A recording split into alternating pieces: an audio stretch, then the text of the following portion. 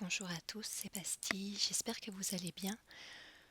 Aujourd'hui, je vais répondre à une requête de l'une d'entre vous qui aurait aimé un tuto Minecraft vraiment de base pour commencer sur le jeu. Donc j'ai trouvé que c'était une idée inspirante pour moi et que ça pouvait être sympa pour la SMR. Donc voici. Donc, quand vous arrivez sur la page d'accueil du jeu Minecraft, vous avez trois solutions solo. Donc vous jouez tout seul sur votre carte. Multijoueur, c'est des serveurs publics ou privés où on peut jouer à plusieurs. Et Minecraft Realms, que je me suis... Mais c'est un truc payant. Donc nous, on va aller dans le solo. Et donc là, ça c'est mes mondes à moi. Nous, on va aller après tout à l'heure là-dessus. Quand on commence au tout début, il faut créer un nouveau monde. Donc je vais juste vous montrer ça un tout petit peu. On donne le nom du monde, donc c'est facile pour aller dessus. C'est comme pour le traitement de texte, hein. Donc par exemple monde. Et là on peut choisir plusieurs modes de jeu. Donc la survie qui nous explique qu'on doit collecter des ressources, fabriquer des outils et surtout qu'on doit combattre des monstres. Donc les monstres dans Minecraft apparaissent dès qu'il fait sombre. Donc par exemple toutes les nuits, si le terrain n'est pas éclairé, ou alors dans les grottes. Les grottes sont sombres naturellement, donc c'est là qu'on peut trouver des monstres. Donc ça, il va falloir le gérer aussi dans le mode survie. Vous avez le mode de jeu hardcore qui est encore plus difficile que survie.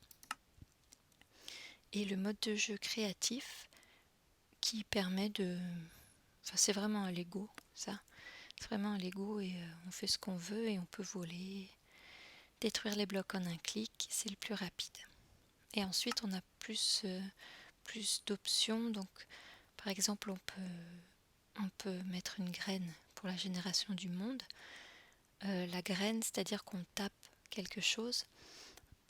Et par exemple, un monde, enfin chaque monde, quand un monde est créé, chaque monde est différent du précédent, mais il a un numéro, enfin un très long mélange de chiffres et de lettres. Et c'est sa graine. Et si, quand on veut recréer un monde, on rentre une graine qui existe déjà, on va avoir exactement le même monde. On a d'autres options, des structures, oui ou non, plusieurs types de mondes, commandes, oui ou non. Donc les commandes permettent d'avoir des choses automatiquement sans avoir à les chercher dans le monde. Coffre bonus, ça c'est la possibilité que quand on apparaît sur le monde la première fois, on ait à proximité un petit coffre qui nous donne des éléments pour nous aider.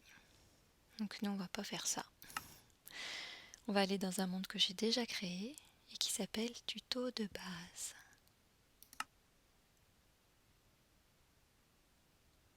Donc là tout simplement pour choisir chaque option, c'est le clic gauche de la souris. Et ensuite, donc là on arrive dans le monde.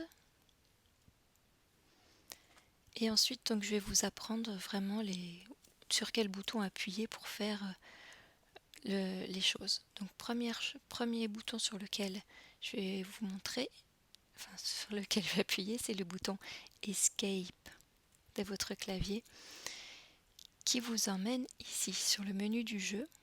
Donc vous pouvez reprendre la partie, vous pouvez aller voir les succès.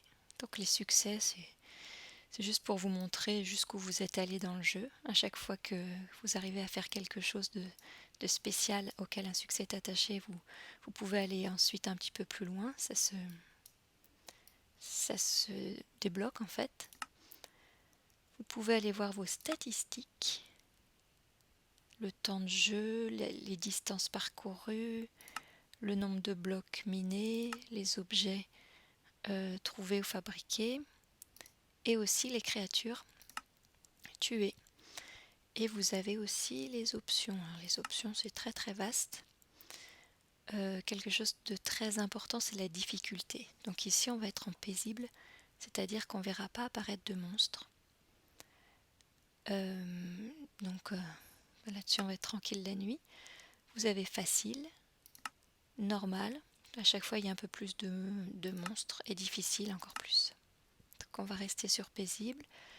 Et puis après on a tous les contrôles, tous les menus de base de tous les jeux vidéo, musique et son, etc. Et puis vous avez les packs de ressources. Donc comme vous le savez, moi je suis sur Lithoscore. Et sinon on a le pack par défaut de toute façon qui se met. Voilà. Donc ça c'était le bouton Escape qui vous emmenait sur le menu du jeu. Donc on va reprendre la partie. Et ensuite j'ai préparé un petit parcours. Donc première étape, je vous montre comment on s'occupe de l'inventaire et des menus. Alors non, il y a quand même une chose que je vais faire avant. C'est...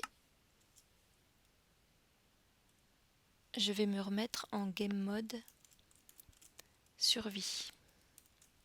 Donc ça c'est une commande que je viens de rentrer. Donc pour taper une commande, ça c'est un peu plus avancé que le début, mais bon, on appuie sur la touche T, ça vous ouvre une fenêtre de dialogue, et ensuite vous faites slash game mode et vous choisissez votre mode de jeu. Donc 0 c'est le mode survie, 1 c'est le mode créatif. Voilà. On a aussi 2 qui est le mode aventure et qui peut servir dans certains cas. Alors là, on voit que j'ai une barre d'inventaire en bas de mon écran. Donc j'ai des cases avec donc j'ai 9 cases. C'est un inventaire d'urgence en fait. C'est ce que je peux attraper le plus rapidement. Ensuite au-dessus on a une barre qui est actuellement elle est noire, mais c'est la barre d'expérience qui en fait l'expérience grandit en même temps que notre expérience du jeu, c'est-à-dire si on mine certains minerais, si on tue des animaux, si on récolte certaines denrées, ça fait augmenter l'expérience. Et l'expérience sert à plein de choses dans le jeu, et notamment, ça sert à pas grand-chose dans le jeu en fait, à part enchanter des objets. Mais on verra pas ça parce que c'est quand même un plus avancé que mon tuto de base. Et au-dessus de cette barre d'expérience, on a à gauche la barre de vie et à droite la barre de faim. Donc la barre de vie, elle diminue quand on se blesse ou quand on est blessé par un monstre. Et la barre de faim, eh bien, elle diminue quand on se fatigue ou que par exemple on s'est blessé et que donc on a besoin de récupérer en mangeant. Voilà, donc ça c'est le premier inventaire d'urgence. Pour accéder à l'inventaire complet, on appuie sur la touche E du clavier et on a ça. Alors ça, c'est moi. À gauche, on a des emplacements pour les armures qu'on va pouvoir fabriquer ou trouver par la suite dans le jeu. Ça, c'est pour le bouclier ou bien tout ce qu'on peut mettre dans la main gauche en général. Parce que en règle générale, comme on le voit un petit peu sur l'image, en fait, c'est la main droite qui tient les objets. Là, je tiens une torche.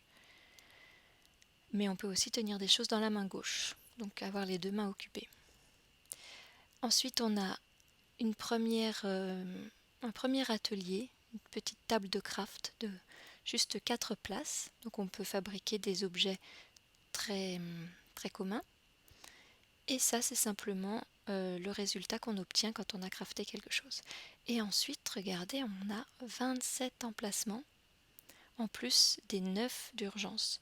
Donc 27 emplacements pour mettre plein de choses qu'on aura trouvées dans le jeu. Donc ça, c'est la touche E. On ouvre avec la touche E et on ferme avec la touche E.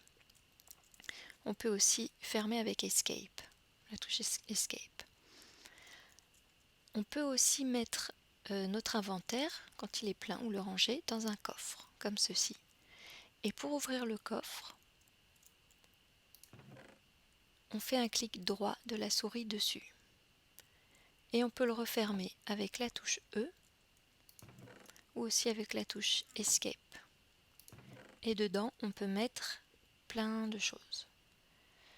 Donc par exemple, voilà, je peux attraper la pancarte avec le clic gauche et je le redépose avec un autre clic gauche dans le coffre. On a aussi des raccourcis. Mais là c'est quand on a plusieurs... Alors je vais juste rechanger le game mode en créatif. Ce qui vous donne un inventaire bien plus grand. Et on va prendre un bloc au hasard, tiens les éponges. Et je vais en sélectionner tout un stack, c'est-à-dire 64 d'un coup. J'appuie sur la touche majuscule, je clique sur éponge et je remets ça là. Voilà, c'est juste pour vous montrer certains petits raccourcis. Donc, comme pour la pancarte, je peux cliquer sur le stack entier avec le clic gauche et j'attrape les 64 éponges et avec un autre clic gauche, je les dépose où je veux. Je peux aussi positionner ma flèche de souris sur le stack d'éponges. J'appuie sur la touche majuscule de mon clavier et je clique et les 64 vont arriver automatiquement dans la première case disponible de mon coffre. Donc là, je peux les... C'est une façon, au lieu de les prendre et de les mettre jusque là, voilà, c'est beaucoup plus rapide.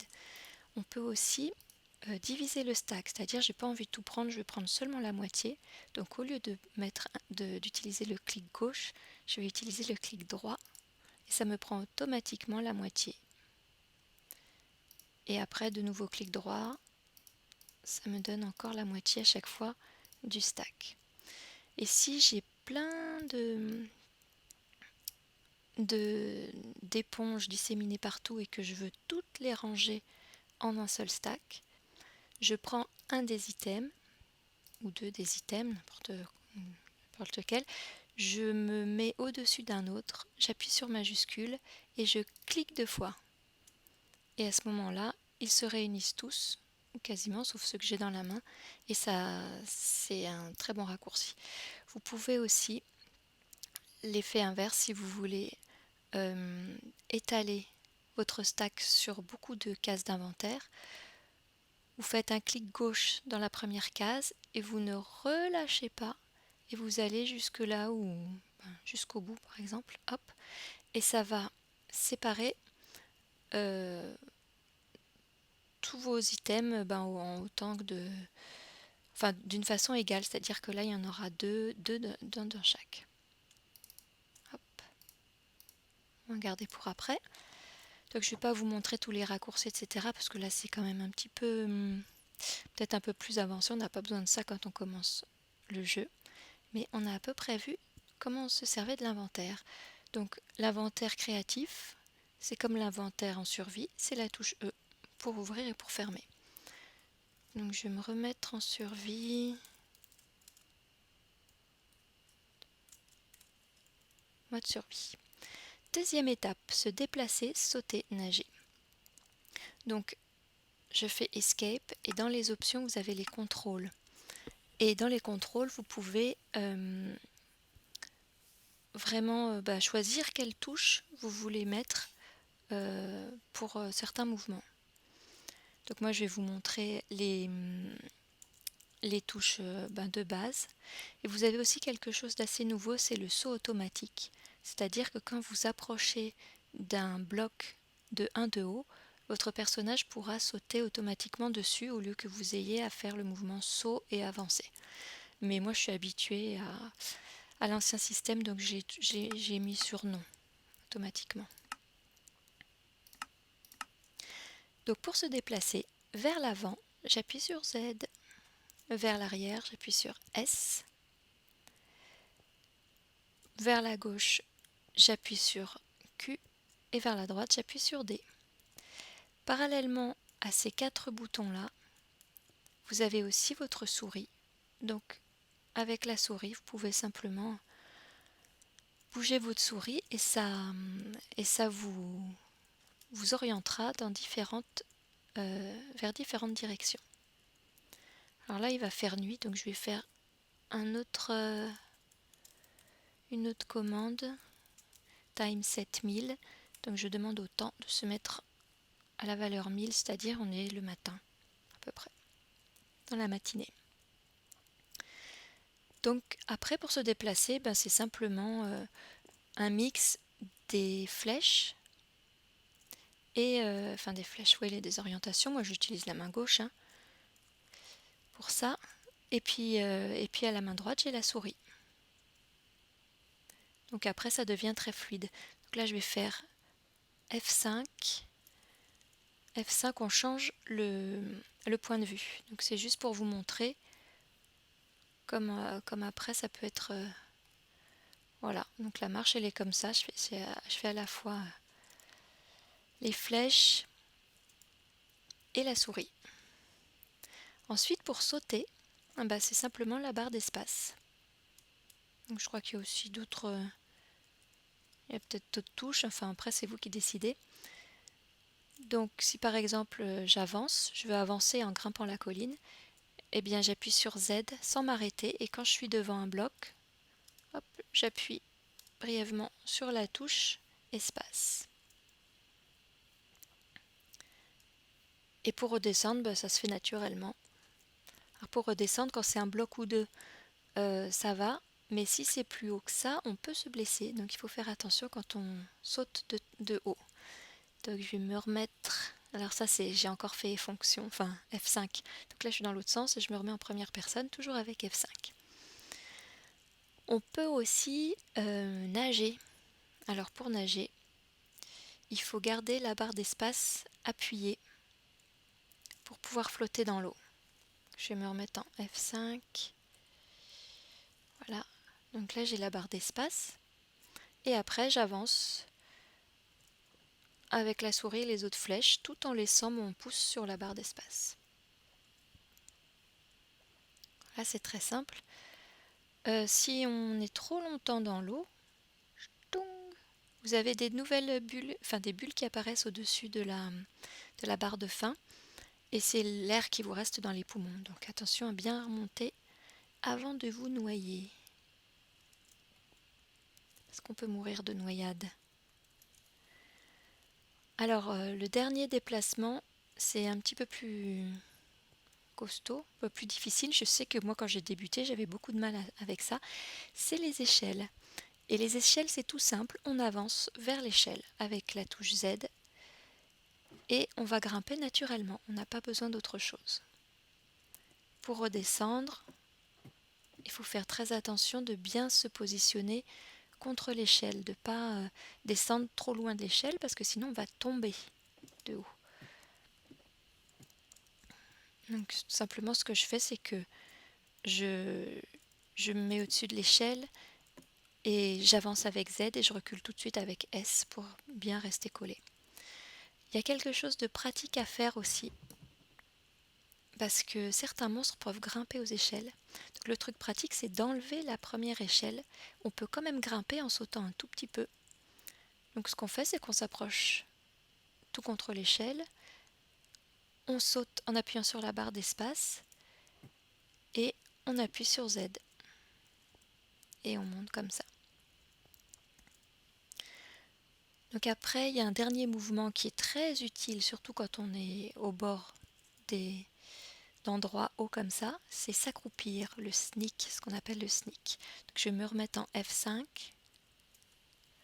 Voilà, et sneak, c'est simplement appuyer sur la touche majuscule et vous voyez, on s'accroupit. Ça permet de s'approcher. Et là, je continue à avancer en fait dans la direction, sauf que je ne peux pas tomber. Le jeu m'empêche de tomber. Donc c'est très très utile quand on fait des constructions en hauteur, en survie. Voilà, c'est même indispensable, parce qu'un accident est très très vite arrivé. Donc je me remets en première personne, toujours avec F5. Et donc j'ai fait un petit parcours en diams, en minerai de diamant, qu'on va suivre. Donc le troisième, c'est miner et récolter. Donc pour miner, on prend son petit point bien costaud. Et par exemple, on va miner de la terre et on tape. Et après, ça fait un bloc qu'on va récolter simplement en avançant dessus. Donc pour miner, c'est le clic gauche et on laisse appuyer le clic gauche jusqu'à ce que le bloc soit miné. Et pour récolter, on avance et on récolte automatiquement. Si on veut les repositionner par contre, et donc construire des choses avec les blocs, c'est avec le clic droit. On vise la surface sur laquelle on veut que le bloc se colle.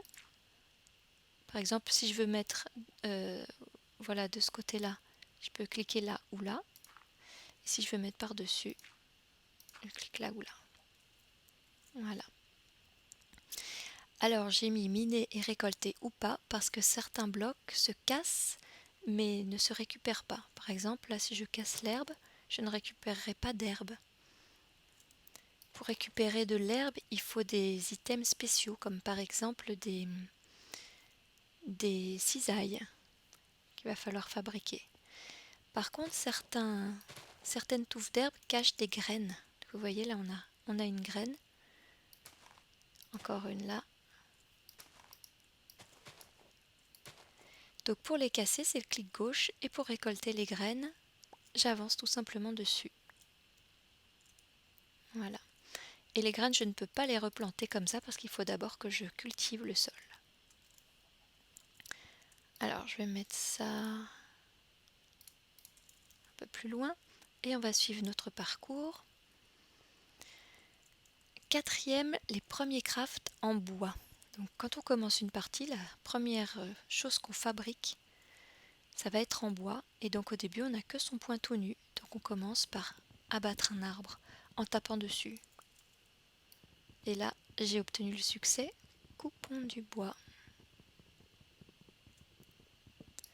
Alors il faut savoir que comme les arbres flottent dans Minecraft, il n'y a pas de gravité, sauf pour certains blocs. Si on ne casse pas l'arbre entier, il va rester en l'air, à flotter. Donc ça fait pas très naturel. Si on coupe tout le tronc, en revanche, les feuilles se défont toutes seules. Sauf si elles sont en contact avec un autre arbre normalement. Bon là ça a l'air de se défaire. Donc les feuilles c'est un autre exemple de bloc qu'on ne peut pas récupérer comme ça. Il faut le récupérer avec des cisailles. Par contre on peut récupérer, comme les graines dans l'herbe, on peut récupérer certaines choses que j'ai mises dans le coffre. On récupère pour les chênes des pommes et des pousses de chêne. Et tous les arbres, donc ça c'est une autre espèce d'arbre, donnent des pousses. Toutes ne donnent pas des pommes. Seulement ces deux arbres-là donnent des pommes. Donc maintenant qu'on a notre bois, on va faire nos premiers crafts. Donc les premiers crafts se font dans l'inventaire de poche, le premier inventaire que je vous ai montré tout à l'heure. Donc on ouvre l'inventaire avec la touche E et on va transformer nos bûches en planches de chêne, simplement en les mettant dans la planche de fabrication là. Alors avec un seul bloc, je fais 4 planches de chêne. Alors comment j'ai fait là pour mettre simplement une bûche dans mon inventaire?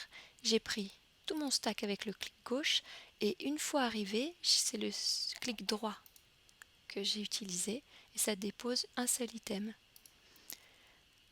Et on obtient 4 planches de chêne, donc soit je les attrape avec le clic gauche et je les mets où je veux, soit ce qu'on peut faire aussi, c'est majuscule et clic gauche. À ce moment-là, ça arrive directement et ça se stack avec les items précédents de la même sorte. Alors là, je vais en prendre que 4 planches. J'appuie sur le clic droit, j'en prends que 4. Et je vais les répartir en faisant clic gauche et sans lâcher. Et j'obtiens un établi ou table de craft. Et j'obtiens notre succès. Et avec l'établi, alors l'établi on va le poser avec un clic droit. je vais aller dedans. Vous voyez qu'il a 9 cases, alors que mon premier inventaire en avait, enfin mon premier atelier en avait que 4. Donc avec 9 cases, on va pouvoir faire beaucoup plus de choses. Pour l'ouvrir, j'appuie sur clic droit. Toujours clic droit. Et pour fermer, j'appuie sur E ou Escape. On va laisser la nuit arriver, on s'en fiche. On est en paisible. Et donc je l'ouvre et je vais utiliser les planches de chêne pour faire les premiers crafts en bois. Donc le tout premier, généralement on fait que celui-là. Le tout premier c'est une pioche. Et on la fabrique avec 2 bâtons qui font le manche et 3 planches qui font la partie qui va creuser. J'attrape ma pioche et j'ai un nouveau succès. Alors, vous vous souvenez tout à l'heure, j'avais une torche dans la main. Là, on la voit sur la droite de l'écran. Là, j'ai la pioche dans la main. Si je veux passer ma torche dans la main gauche, alors qu'elle est dans la main droite, j'appuie sur la touche F et hop, elle passe automatiquement dans la main gauche. De la main droite, je peux attraper la pioche. Alors, ce que je ne vous ai pas dit tout à l'heure à propos de l'inventaire, j'ai oublié, c'est que les 9 cases d'inventaire d'urgence, le premier inventaire qu'on voit apparaître, elles correspondent aux 9 chiffres de votre clavier. Donc 1, 2, 3, 4, 5, 6, 7, 8, 9. Et qu'il suffit de cliquer sur par exemple 3 et j'attrape le minerai de diamant. 5, j'attrape ma cobblestone. 8, j'attrape les éponges. Et 9, j'attrape la pioche en bois. Donc ça c'est vraiment très pratique, c'est un raccourci. Et l'autre façon de changer de case d'inventaire, c'est avec la molette de la souris. Ce que je ne fais jamais parce que c'est toujours un peu... Ça dépend de la sensibilité de votre souris, mais souvent je vais trop loin et quand je suis en plein combat avec des tas de zombies et que je panique, on risque d'avoir des accidents. Donc moi j'utilise toujours les chiffres. Donc on peut construire plein d'outils, on peut construire des haches pour couper les arbres plus vite, des houes pour cultiver la terre. D'ailleurs on va s'en faire une. La houe c'est comme la pioche sauf que c'est plus court, il n'y en a que 2. Voilà, on va en faire une parce que tout à l'heure ça va être utile.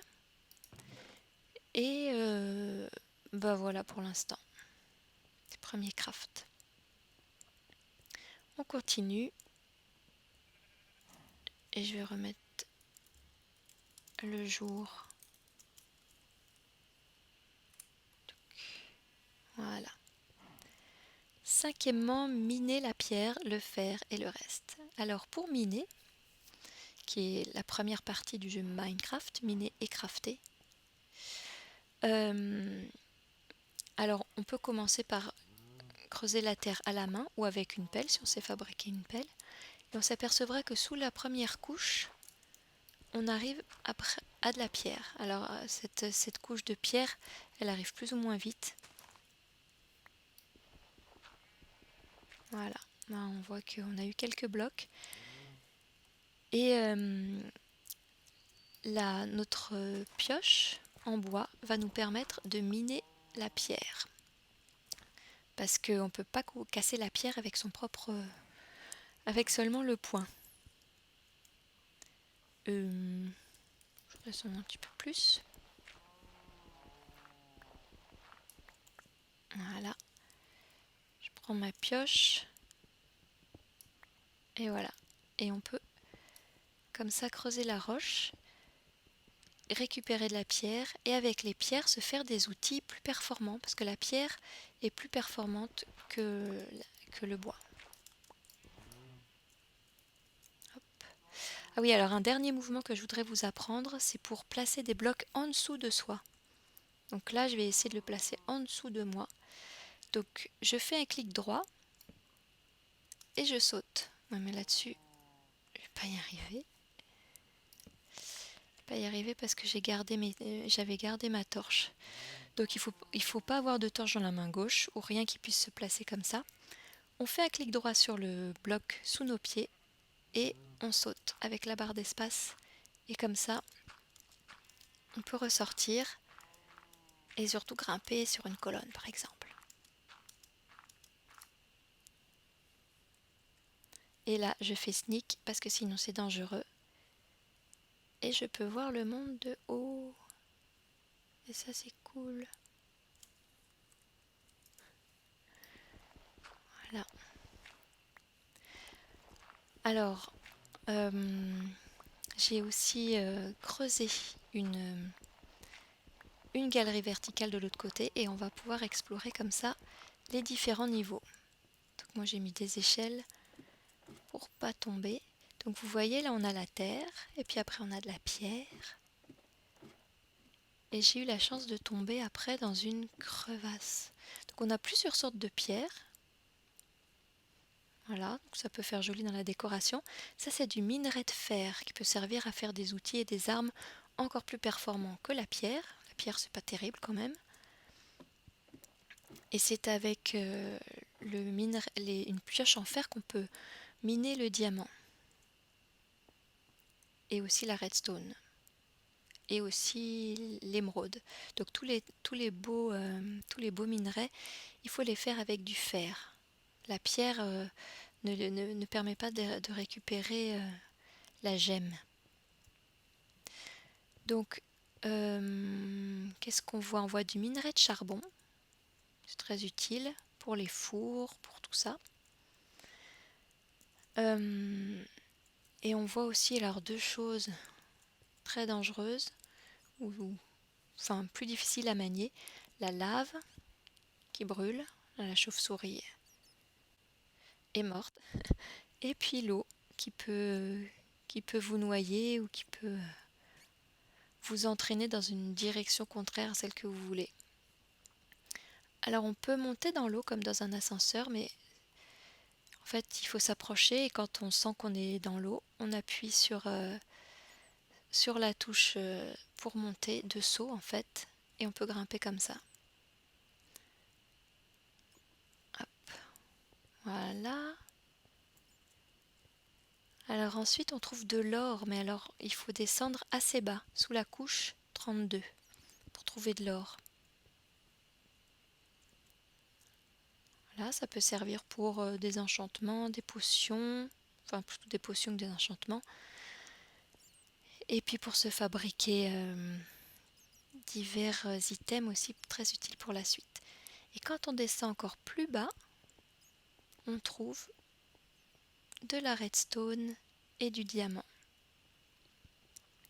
Et à partir de la couche 11, enfin à la couche 11, on a les lacs de lave. Donc pour savoir à quelle couche on est, on fait fonction F3. Et là vous avez tout un micmac très compliqué, mais vous avez notamment, vous voyez, il y a les chiffres qui bougent à la ligne X, Y, Z, donc première ligne du deuxième paragraphe à gauche. C'est nos coordonnées en permanence. Donc on a d'abord le déplacement horizontal, ensuite le déplacement en hauteur, donc la couche là on est à la couche 13, et après encore le déplacement horizontal, donc les deux X et Z c'est horizontal et Y c'est la profondeur. Voilà, donc là on est à la couche 13 et à la couche 11 on a après des lacs de lave. Et si on transforme la lave grâce à de l'eau, on obtient de l'obsidienne, mais tout ça c'est une autre histoire. Donc de nouveau, fonction F3 pour faire disparaître toutes ces données-là. Et je vais remonter. Donc là on est dans une faille. C'est vraiment quelque chose de très particulier et de très dangereux. Donc généralement quand on débute, on ne commence pas par aller visiter des failles. Des petites grottes, oui pourquoi pas, mais comme je vous ai dit tout à l'heure, c'est dangereux en survie. Bien sûr, vous pouvez vous mettre en créatif ou en mode survie sans monstre, donc paisible comme je suis, ce qui facilite un peu les choses quand même au début. Alors, on va continuer. Touk, touk, touk, touk, touk. Et on va arriver à 6 chasser, pêcher, cultiver. Donc, pour chasser, on a plusieurs armes.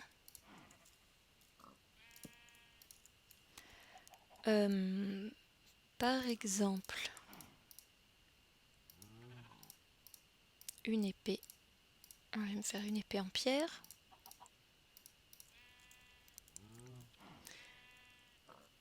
Ce qui permet de tuer des animaux ou des monstres. Donc simplement avec le clic gauche. On tape. Après, il y a plusieurs techniques de combat. Ça, vous le découvrirez parce que depuis les nouvelles techniques de combat, je suis pas très douée. Enfin bon, on tape jusqu'à ce que ça meure, quoi. C'est le principe. Alors, l'élevage, on peut élever des animaux. Donc les plus anciens, c'était les vaches, les moutons, les cochons, les poulets. Après, les lapins se sont rajoutés, puis maintenant il y a encore plein d'autres choses. Il y a aussi des chevaux, des lamas, tout ça. Et chaque bestiole se nourrit avec des aliments différents. Donc les vaches, elles aiment le blé. Les moutons aussi. Les poules, elles mangent des graines. Et les cochons, vous savez, ça mange de tout. Ça mange la betterave, les carottes et les pommes de terre. On va choisir ça. Donc pour nourrir les animaux et pour les faire se reproduire, on attrape leur nourriture préférée. Donc on a vu qu'on a tout de suite leur attention. Et on fait un clic droit sur chaque animal. Et si tous les deux ils sont contents, il faut un bébé.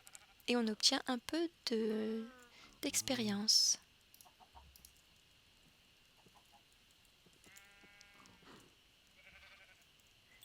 Les cochons, clic droit, clic droit. Les poulets.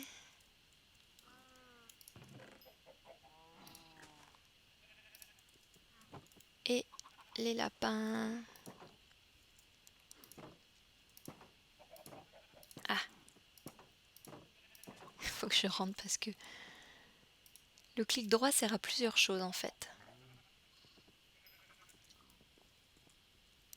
Voilà, les lapins ils se sont échappés, tant mieux pour eux. Je vais remettre l'heure à 1000. Alors ça c'est... Je remets le jour à chaque fois, mais ça c'est parce que j'ai autorisé les commandes en créant le monde. Donc il faut vraiment faire attention à bien configurer votre monde comme vous le voulez. Dès le début, parce que sinon, si vous n'avez pas droit aux commandes, vous ne pouvez pas faire tout ça. Mais généralement, quand je joue en survie, je n'autorise pas les commandes parce que c'est triché. Alors après, on va faire pêcher. Pêcher, ce qui est une de mes activités favorites, parce qu'on peut avoir plein de surprises. On peut attraper des objets qu'on n'a pas d'habitude. Donc on le fait avec une canne à pêche, qu'on peut crafter comme tout le reste.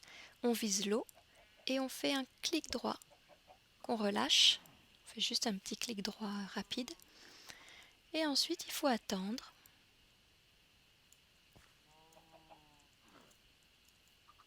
Donc là, je peux me déplacer un petit peu.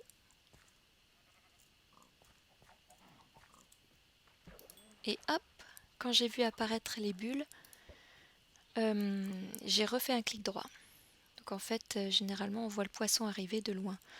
Ça peut être un poisson, ça peut être aussi des vieilles bottes, ou un livre enchanté, ou tiens, un villageois qui va se baigner. Donc comme vous avez remarqué, on est près d'un village, qui est une des structures qui peut apparaître dans le monde. Et avec... alors voilà les bulles. Hop. Donc tout le jeu consiste à refaire le clic droit au bon moment, ni trop tôt ni trop tard. Donc ça c'est un peu d'entraînement. Donc les villageois permettent de faire du commerce. Par exemple lui, on va aller le voir. On fait un clic droit sur lui et on voit qu'il est prêtre et contre 38 chairs putréfiées il nous donne une émeraude. Ou bien contre 8 lingots d'or, une émeraude. D'accord. Plus on commerce avec les villageois et plus ils nous offrent de choses à échanger. C'est bien de trouver les villages parce que souvent, enfin la plupart du temps, quasiment tout le temps, les villageois font des cultures. Donc on peut y récupérer des légumes qui sont difficiles à trouver sinon. Par exemple les betteraves. Donc pour récolter les légumes, clic gauche, comme n'importe quelle chose. Juste un petit clic gauche. On récupère des betteraves et des graines. On peut trouver du blé et des carottes. Voilà, et ça c'est dans de la terre cultivée. Donc on cultive la terre avec une houe. Clic droit, clic droit, clic droit, clic droit, clic droit. Il faut que la terre soit irriguée, donc qu'elle soit à 4 blocs de l'eau. Enfin que le bloc qu'on cultive soit au moins à 4 blocs de l'eau. Ou moins, pas plus. Et on peut ressemer des graines de blé ou des graines de betterave en faisant un clic droit.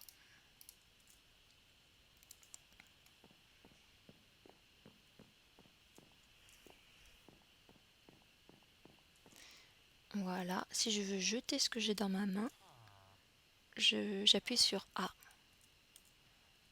Ça c'est aussi un truc que je vous ai pas montré tout à l'heure. Voilà. Je crois que c'est pas mal pour la base.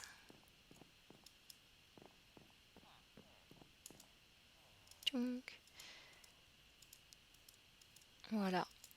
Normalement avec tout ça vous allez pouvoir découvrir le jeu, vous déplacer, faire les premiers crafts. Donc là on va tuer un pauvre mouton. Hop. Et j'obtiens du mouton cru, de la laine. Donc ça c'était la base de la base. J'espère que cette vidéo vous a plu et aura été utile à certains d'entre vous qui veulent découvrir le jeu. Et moi je vous dis au revoir et à bientôt et amusez-vous bien sur Minecraft. C'est un jeu vraiment qui... C'est assez chronophage si vraiment on aime ça au début en tout cas. Mais c'est un jeu qui vraiment utilise l'imagination et la création et on peut faire quasiment tout ce qu'on veut dans Minecraft. Donc il y a plein de tutos et de vidéos sur YouTube là-dessus si vous voulez vous renseigner plus. Et moi en tout cas je vous dis à bientôt pour une prochaine vidéo. Et en attendant, portez-vous bien. Salut!